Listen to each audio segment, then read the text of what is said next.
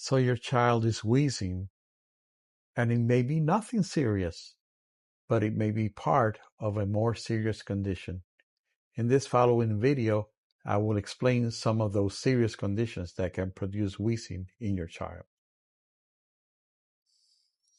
Most of the time, fortunately, audible inspiratory wheezing is of little clinical significance.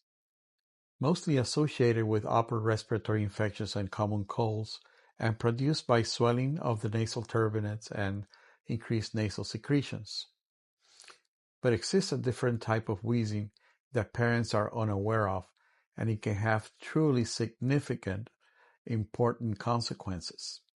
And I'm referring here to conditions such as pneumonia, viral bronchiolitis, an acute asthma exacerbation, and other conditions such as a foreign body aspiration in a toddler, a mask compression, we call it extrinsic airway compression, also vascular rings. If your child is sick at that time with a cough, fever, fatigue, blue lips, respiratory distress, the wheezing sound heard in the chest can represent early pneumonia or other infections such as bronchiolitis.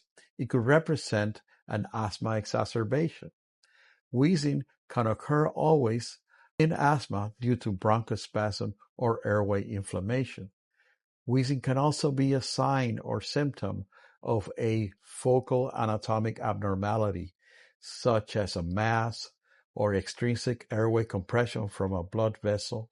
So if there is intrathoracic wheezing on physical exam and your child is sick, it requires medical attention. I suggest that you have your child evaluated by a respiratory specialist, such as a pediatric pulmonologist.